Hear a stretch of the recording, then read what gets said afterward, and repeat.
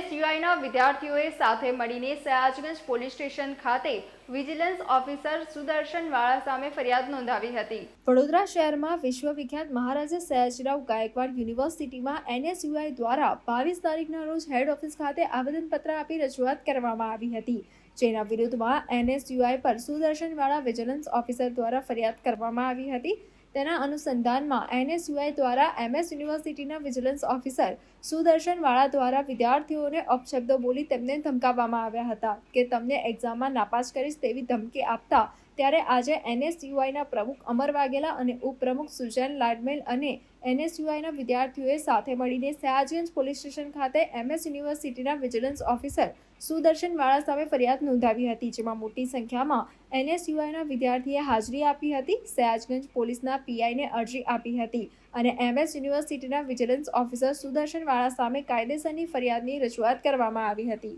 તમે આવેદનપત્ર આપ્યું હતું ને ત્યારબાદ સુદર્શન વાળાએ તમારી ફરિયાદ કરી છે। આજે તમે ફરિયાદ કરવા આવ્યા છો, શું કહેશો? જ્યારે કોઈ પણ વિદ્યાર્થી સંગઠન યુનિવર્સિટી હેડ ઓફિસ ખાતે વીસી સરને રજૂઆત કરવા જતું હોય તો એ ખોટી વાત નથી, એ વિદ્યાર્થીઓના પ્રશ્નોને લઈને જતું હોય છે। જ્યારે અમે આવેદનપત્ર આપવા ગયા ત્યારે 2 કલાક જેવું અમે લોકો બહાર ઉભા રહ્યા, ના વીસી સર, ના રજિસ્ટ્રાર સર, ના જે વિજિલન્સ ઓફિસર છે તે કોઈ અમારું આવેદન એક્સેપ્ટ કરવા માટે આવ્યું નહીં। ત્યારબાદ અમે અમારા અમુક વિદ્યાર્થીઓ પાછળના દરવાજેથી યુનિવર્સિટીના હેડ ઓફિસની અંદર જવાનો પ્રયત્ન કર્યો। ફક્ત અમારો ઉદ્દેશ એ જ હતો કે અમારું જે આવેદન છે તે વીસી સર સુધી કાં તો રજિસ્ટ્રાર સર સુધી પહોંચે, પણ સાથે સાથે સુદર્શન વાળા જે વિજિલન્સ ઓફિસર છે જે તેમની હિટલર વૃત્તિથી જાણીતા છે, એ અમારા કેટલાક વિદ્યાર્થી નેતાઓને વિદ્યાર્થીઓને ધમકાયા કે અહીંયા જે બી વિદ્યાર્થીઓ અહીંયા ઉપસ્થિત છે તેમને અમે ફેલ કરાવીશું, તેમની અમે જે ડિટેલ છે એ કરાવીને એમને ફેલ કરાવીશું, તમે અમને બહાર મળશો તો તમારા પર અમે જે ગોળી મારીશું, એવી રીતે ધમકાવવામાં આવ્યા। સાથે સાથે અમારો જે વિદ્યાર્થી નેતા છે સુજાન લાડમેન, તેની ફેટ પકડીને તેના સાથે ધક્કામુક્કી કરવામાં આવી, અપશબ્દો બોલવામાં આવ્યો। આજે તેને ધ્યાનમાં લઈને આજે એનએસયુઆઈ પ્રમુખ તરીકે હું સયાજગંજ પોલીસ સ્ટેશનમાં એ ફરિયાદ નોંધાવવા આવ્યો છું અને પીઆઈ સાહેબને અમે અરજી આપી છે આ વસ્તુની અને કીધું છે કે આ વસ્તુ પર એફઆઈઆર થવી જોઈએ અને સુદર્શન વાળા જે પોતાના મનમાં જે હિટલર શાહીને હિટલર બનીને જે બેસ્યા છે, જે અવારનવાર વિદ્યાર્થીઓ પર આ રીતનું કરતા હોય, તમે જોશો કે અગાઉ થોડા દિવસ પહેલાનો જ કિસ્સો કે જે અહીંયા ફરજ બજાવતા જે સ્ટાફના મેમ્બરો છે, જે અહીંયા સિક્યુરિટી ગાર્ડો છે, તેમને ભર તડકે પરેડ કરાવી હતી અને તેમાંથી એક જે સિક્યુરિટીનો કર્મચારી વ્યક્તિ છે એના પર આજે અમે ફરિયાદ નોંધાઈ છે અને અમારા કોઈ પણ વિદ્યાર્થી નેતાને કે અમારા એનએસયુઆઈને કોઈ બી વિદ્યાર્થીને કંઈ થશે તો તેની સંપૂર્ણ જવાબદારી સુદર્શન વાળાની રહેશે। સાથે સાથે અમે પોલીસ પ્રોટેક્શન પણ માંગી